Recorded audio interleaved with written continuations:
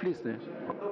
Lideri i opozitës Sali Berisha ka risqaruar deklaratat e bëra gjatë seancës ku u debatua projekt ligji për barazin gjinore, i cili u mbështet nga ambasadori i Bashkimit Evropian Silvio Gonzato. Deklaratat erdhën pas një reagimit të komisioneres Marta Kos, e cila në një postim në rrjetet sociale tha se barazia gjinore dhe mos diskriminimi janë pjesë thelbësore e legjislacionit të Bashkimit Evropian dhe shtoi se sulmet ndaj ambasadorit Gonzato janë të papranueshme. Gjatë seancës së pasdites, Berisha deklaroi se nuk ishte fyer ambasadorin e Bashkimit Evropian dhe kërkoi sërish direktivën e Bashkimit Evropian për ligjin e barazisë gjinore. Kam kërkuar nga ky parlament dhe jashtë këtij parlamenti, nga ambasadori Gonzato, të na tregoj cilën direktivë, sepse ai ka mbështetur këtë ligj dhe zonja Marta Kos deklaron se ai ka mbajtur qendrimin e Bashkimit Evropian. Plotësisht dakord. Por përsëri, cila direktive e Bashkimit Evropian? Bashkimi Evropian funksionon me direktiva. Cila direktivë e Bashkimit Evropian përdor terminologjinë e përkatësisë së shumëfisht gjinore?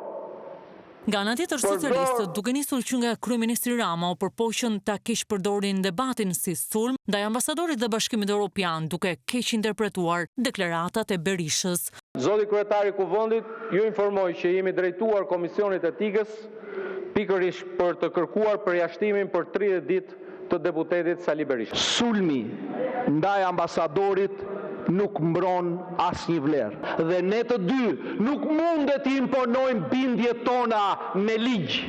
Ka ikur ajo kohë. Janë shoqëri të cilat kanë çuar në vdekje njerëz të cilët mendonin dhe jetonin ndryshe. Zoti kryetar, bazuar në nenin 52, kërkoi 30 minuta pushim për një mbledhje të grupit parlamentar të Partisë Socialiste pas sa ngjarje të rëndë. Ignoranca s'është kur argument. Parafolsi duket se fjalën binar e ngatron me fjalën bipolar. Por Zot fale se s'di ç'thot. Fjala binar në konceptin tim s'është kur fyrje. Binar quhet burri dhe gruaja.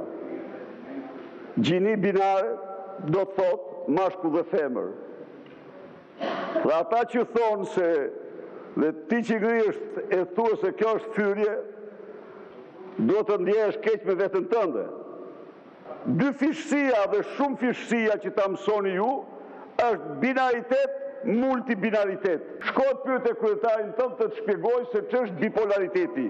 Duke folur për gazetarët në oborrin e Kuvendit, Berisha kujtoi se qeveria e tij kishte miratuar ligjin kundër diskriminimit dhe theksoi se deklaratat e tij ndaj ambasadorit Gonzato nuk ishin fyese. Por në qoftë se ambasadori Gonzato një deklaratë të bërë publike vet, kam qenë i martuar dhe djalin e vogël e kam 31 vjeç, dhe tani jetoj me një partner ose jam i martuar me një burr. Dhe kjo deklaratë u përdor nga unë në mënyrë absolute, pa asnjë intencion fyrje, sepse unë jam autori një ligji që i ka dhënë fund në mënyrë përfundimtare çdo formë diskriminimi. Po nëse ai e konsideron këtë fyrje, atëherë unë sigurisht do ta rikonsideroj qëllimin tim.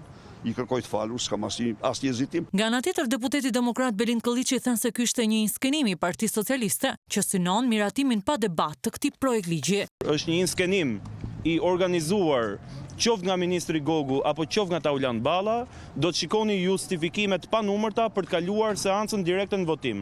Dhe do të shihni që ligjet e rëndësishme të paraqitura ditën e sotme, projekt ligjet, do të kalojnë të gjitha pa debat dhe do të kalojnë në votim pasi po priten që të mblidhen deputet të PS-s. Ky është një skenar i parapërgatitur. Edhe brenda sallës së Kuvendit, deputeti Gent Strazimiri foli për skenarët të parapërgatitur nga Partia Socialiste për të dezinformuar ndërkombëtarët. Kërcenta 2 është kjo që Sali Berisha dhe ne që kemi kundër gender equity. S'është e vërtetë. Përkundrazi, të gjitha dokumentat që vendosin për gender equity kanë firmën e kësaj qeverie kur ka qenë pushtet me kryeministrin Sali Berisha. Ne sot jemi këtu kundër dhe ky është dezinformimi, gender ambiguity. Dhe ky është debati. Sot guxojnë të mashtrojnë një komisioner të Bashkimit Evropian, po ashtu slovena. Është Griselda 2 dhe ju duhet mbani një qendrim këtu, ju ishit këtu, ju e dëgjuat.